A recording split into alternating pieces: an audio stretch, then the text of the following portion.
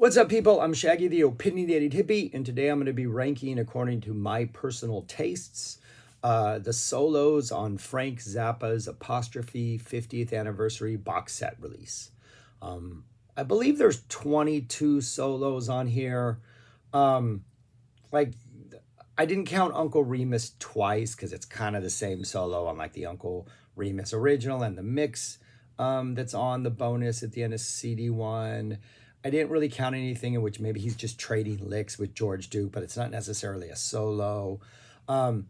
It's kind of weird because Frank plays a lot on these, in the fall, he's the only guitarist. So, but I think this is it. I got the important ones. I got the long ones. I got the great ones on here. So I'm just going to talk through them 22 to 1, hit these early ones briefly.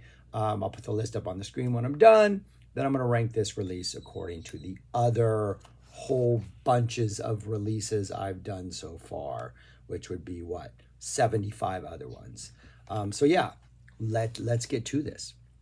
Number 22, Don't You Ever Watch That Thing from the November 20th show. It's just him going, band plays all weird, hectic, funky things before they go into this dun dun dun. Frank rips off a solo. It's interesting. It's there. Not too long. Number 21 is the Approximate from Bale, which was a bonus track at the end, which maybe should be ranked a little bit higher. I'm not even sure it's guitar, actually. Maybe it's something else, but it's just really squirrely, just like sick, weird type energy that's in there. It's great. It sounds absolutely amazing. But there's a lot of really, really good stuff on here. So, I don't know. I just have it at 21. Maybe it should be higher for just its sort of randomness and its weirdness and its squirreliness. But yeah, I have it towards the back. Number 20, the original Cosmic Debris on Apostrophe. I have a video where I break down the 4 solos on Apostrophe. I'm not going to go into those again. Number 19 is the Apostrophe original. We got 2 more Apostrophes on this list, longer versions. Not ever been really a fan of that song, but again, I have a deeper discussion of that on the Apostrophe video. Number 18, Cosmic Debris, Basic Tracks, track 3. Nice guitar solo in here. More like a late era guitar solo from, where Frank, they take a couple turns around before, he goes back into the song. Nice solo, nice bluesy, nice clean, good stuff. We got 2 live solos next from the March 74 show. An early Montana from 374, which it almost seems like it's working to not be the bouncy 73 versions that I think are absolutely fantastic. It seems a little less groovy and swingy, and like Frank's just trying to maybe redefine what a Montana solo is, which by fall 74, it would just be all over the map, crazy in the best way possible. Kind of short, but Montana solo. Number 16, the Redunzo solo from the same show. Nice melodic, upbeat, really loose, very playful. Drumming is fantastic in here. Kind of short, just kind of wraps up before you want it to wrap up, but a good solo. And that's at 16 because these are all fantastic solos. Number 15 is Apostrophe, the mix outtake. This is a much longer solo. By the time we get the intro, Frank drops into the solo with that awesome little sort of opening motif before he launches off into solo land. Very much locked into the groove. And by the time he finishes the solo and we wrap it up, that's the length of the original version. This solo is just under 4 minutes long. Really nice and stretched out. Frank takes his time. Really, really good. Enjoy it. Not my favorite groove. I don't know. It just seems like a failed attempt at jamming. I know people love it. It's for some reason. I don't know what it is. But this, I think, is a much better version than the one that was released. And we still have another Apostrophe on this list. 2 more shows from the March 74 show, or actually 1 from March 74 that was released, and then a bonus track. We got the Cosmic Debris. Nice, slow, thick, bluesy, wah-infused intro, nice and dynamic, kind of relaxed with Frank just, burst of tastiness throughout, kind of long and stretched out as those early cosmic solos tend to be.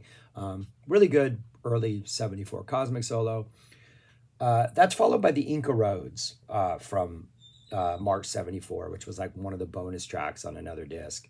Um, it's just the whole time Frank, it's a very busy groove. It's like just this really active rhythmic groove that Frank seems to be fighting against. And it's really not towards the end of the song that he kind of seems to like figure it out and find his way. Um, I like the solo. Like I like what Frank is doing, but the juxtaposition with what Frank is playing in that just really overactive rhythm section, just in my mind. Sometimes those ideas work when Frank's just going against the grain. This one just doesn't because there's so much going on with that really busy sort of vamp. Um, so yeah, it's interesting, but ultimately we're dropping it to 13. Number 12 is the unedited master of Apostrophe. This is like a 5.5 minute solo, just longer. It sounds cleaner, a little bit clearer for some reason. Maybe it's a slightly different mix. Maybe that's just my imagination. It's just nice. Frank just has a longer time to establish a groove, get into it, to play. Nice and busy. Yeah, I think it's just more interesting. I think the chopping this solo up into shorter bits doesn't do this solo any justice. I think the longer versions we get of this, the better this song sounds. It sounds more like a jam where Frank's able to stretch out for 5+ minutes. That's number 12. That's how good these are. Number 11 is the original Stinkfoot solo off Apostrophe. Fantastic, fantastic. And then we get to a really, really, really strong top 10. We get the Penguin in Bondage from March 74. Really dramatic, kind of note bending opening, kind of gets your attention. And then he just drops into, like, I think this is one of the purest songs from 74. Penguin is just so pure, has an emotional component to it. There's a nice clean tone in here. It's like this no nonsense, I'm just going to play guitar type vibe. Yeah, I kind of wish when he had brought it back in the 80s that he just went back to this long, extended, sort of simple and straightforward guitar solo instead of making Penguin a slightly more weirder thing like in 84 and stuff with different vamps and just, oh yeah. But yeah, this is fantastic. Um, and then number 9, by far my lowest rated Dupree's Paradise solo. Still absolutely love it. It's still Dupree's Paradise. But the rhythm section is playing that do do do do do do do do do do do really prominently. They're very upfront in the mix. It's a little too busy. Much different from earlier when it was a lot just kind of open space. Later when it's kind of open space, it's just a little too crazy, a little too hectic. Previously in this tour, and this is what I was hoping for and we didn't get, Frank's guitar solo would be over the Carolina Hardcore Ecstasy opening bass line. He abandoned that for this. It's a great solo, long. It's like 7 minutes long. Frank has a lot of time to like develop things. He like takes off, he simmers down. It's very dynamic. As it goes on, I think Frank gets more comfortable with that crazy vamp and seems to find a way to make it work for him. But yeah, it's the vamp again, as with Inca Roads. It's what he's asking the rhythm section to do that I think undercuts some of his solos. My number 8 is There Anything Good Inside of You? A really nice, long, extended Andy solo. It's about 3 minutes long. Frank knows how to work this vamp. Frank seems comfortable in this more crazy little rhythmic vamp that's going on. Intro is very terse, short, with like, really intense bursts that come throughout. When he enters it, it's almost like he's like falling into the solo. And it's like, oh, wait, I'm here. Let's do this. Kind of a neat little intro, really playful energy. The vamp works. I wrote Skateboard Park. I don't know why I wrote Skateboard Park. Something about this reminds me of a skateboard park. I think it's like the vamp is like Frank doing like different things every time the vamp comes along. He's having to like do some new trick on some new thing, but they're like short little tricks because pretty soon some other little like rail is coming up or a ramp or something. I think that's what I meant by that note. Not really sure. But yeah, It's good. I think this one works. I wish Andy had been a song where Frank had longer solos. Sometimes he does, but more regularly. Number 7 is Chunga's Revenge. Fun, playful, amazing. Just a joyful beast of guitar energy. Um, Great rhythmic bounce to it. The band sounds amazing. This was the closing song from the March 74 show. It's just an absolute, just straightforward, joyful, Frank just letting loose beast. A blast. Um, a good time. Yeah, absolutely love this. Number 6 is the original Uncle Remus solo plus the mix outtake, which is kind of the same solo. Just a beautifully composed solo. It's just so perfect, just melodic. It fits so perfectly in that song. Relatively short, probably the shortest thing on this list, but it works. It just sounds amazing, and it's melodic and it's hummable, and it fits so well in that song. Um, and then the top 5 are just ridiculous. Number 5 is Goatberg GTR. This is a More Trouble Every Day solo from 74.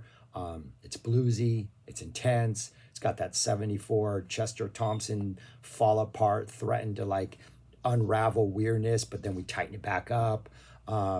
Frank's just playing, he's having fun, he's exploring. There are moments when it seems like it starts to break down, but then they coalesce and re-go. He's not really going anywhere in the solo. It's not like a volcano solo.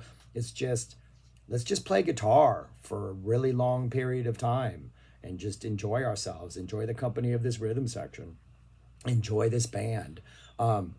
Yeah, it would have been nice to maybe drop some of the other songs on here and just give us the whole More Trouble Every Day, put it in context, but it's a really good solo. Um, and then the top 4 solos are all from that 11/20/74 show, and they're all like almost perfect 10s. Stinkfoot is number 4. I really wanted to put this at number 1 because every time I'm done listening to it, I'm like, this is just amazing. But then I hear the 3 others that are going to be on the top 3. I'm like, okay, those are bringing something I think a little bit more special, but this is amazing. Um, I've always thought that the Stinkfoot solos kind of set the tone for a show, and Frank never got too aggressive and never went too far out there and just kind of kept it like at a certain level as like a great introductory, as like a great appetizer. Nah, man, he's just going for it. He's just attacking. It's aggressive. It's playful. He like seems to ramp up really easy and get to this like plateau, and then just stays at this plateau. But at the same time, it's dynamic. Got a really blistering end. It's just three plus minutes for a Stinkfoot solo of just pure guitar solo bliss. And the fact that it's in Stinkfoot, the fact that it's the first solo of the night, just puts it up there. Just fantastic. Number 3 is Redunzel. About halfway through Redunzel, I'm always like, all right, the Stinkfoot solo, this is great. But the Stinkfoot solo, I think I'm going to rank it higher than that. And then the second half of Redunzel arrives, and I'm like, yeah, no, this is pretty absolutely amazing. It's just by the end of it, I'm just like, yeah, I'm all in. This is perfect. This is great. It's kind of serious minded at first, as more of a like, we're going to engage with some serious thoughtful, it's like a thoughtful thought exercise. The conversation we're having now is like, it's an intellectual conversation, and when the solo starts, it almost feels like we're picking up on a conversation that we started at the last show during Redunzel, and Frank's just going to continue. Didn't get a chance to say everything that was on his mind, so he's going to say it now. And then it just goes. It just keeps getting better and better, and the conversation gets more intense, and the band gets more intense. And by the end of it, I'm just like, yeah, the Stinkfoot works perfectly well for what it is, but this is like, we're getting into some serious stuff here. Like we're getting into the meat of the lecture here. This is a pretty awesome Redunzel. Number 2 is Pygmy Twilight. I don't think this Pygmy Twilight compares to the You Can't Do That on Stage Anymore Volume 2, which is perfection. This is pretty close to perfection, and the fact that we only have one other live Pygmy Twilight, right, from this era with a slow rock guitar, proggy guitar hero aspect, Makes me love this more because, you know, we don't have a lot of them, so I cherish the ones we do have. This is definitely, I think, a personal preference. I absolutely love the slow version of this song. But the beginning of this a little more aggressive than the stage 2 version, so we're getting into sort of like the intensity a little earlier. And then we have a nice drop down after a while, like after an initial burst. And then we kind of play around and build back the energy again. Once the solo concludes, we have a nice little sort of hippie jam, little solo in there that's absolutely fantastic. I just think the Pygmy Twilight solos are just such fun journeys, and it's just there is more of like a arena rock atmosphere to this that I like in Frank. Like, this is a completely different vibe than Redunzel, but I like the vibe, and I think it's a really good solo. The band always, towards the end of the solo, there's this really nice sort of melodic run that Frank goes on that's just fantastic. But that's number 2. And then number 1, and I'm pretty sure this is the only time this has been a number 1 on anything that's been released. But this thing, I think, is just 5.5 minutes of pure Frank. And that's the Penguin in Bondage solo from the November 20th show. It is slow, it's bluesy, it's emotional, it feels like they're building to something. There are passages throughout that are just fluid and beautiful, and Frank is just, there's a lot of emotion in it, but it's at times bluesy intense, it's at times celebratory intense. It's very well paced, it's very tasteful, it's the most like quote unquote normal solo on here, where like if you're new to Frank soloing, I think this is like a great gateway into it, because it's a little more not Frank weirdness, but at the same time it's absolutely great. There are moments where the Chester sort of falling apart weirdness kind of starts to take over, but Frank kind of immediately corrects that, just because it's Penguin and we're not going to get to those weird like Montana places from 74 or More Trouble places or that kind of weird out there stuff. We get a nice little climax at the end, kind of nice build in energy, but not like too frantic or chaotic. It's absolutely gorgeous. And the fact that it comes in Penguin in Bondage, a song that I think always delivers in this era, but this is one where it's going a little bit further and just taking it a little bit longer, and Frank's just a little more patient, and it just, another piece of evidence in the case of why the Fall 74 tour is Frank's greatest tour as far as just everything. But yeah, that's my number 1, the Penguin in Bondage solo. That's what they look like in typewritten form right there. Yeah, I just all talked about them. Great playing. Rhythm section is great. Where would I rank this among the other ones?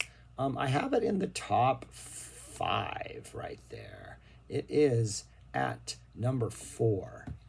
It's just those top solos are just, I mean, there's nothing really bad on here, even like the really short things. Frank's playing is so, I just love his tone in here. I just love the effort. I love the rhythm section, whether it's the 2 drummers or just Chester. So many things about this work for me. And yeah, might be recency bias, might be my 1974 bias, which I've been very clear I have. But yeah, it's up there, which means we have a Token of His Extreme, Zappa, Erie, both top 10s from 74, with Volume 2, man, falling out of the top 10. How'd that happen? I'm gonna have to reconsider this stuff. But yeah, that's my list. All right, that's all I got. Rambling about Frank Zappa guitar solos. It's late October 2024, waiting to see what that next release is going to be. Hoping that drops pretty soon. Probably going to drop like today as I post this video. So anyways, maybe that'll happen. So anyways, that's all I got. Thanks for watching. Subscribe, like, share, comment. Go listen to Zappa. And yeah, peace. Talk to you later.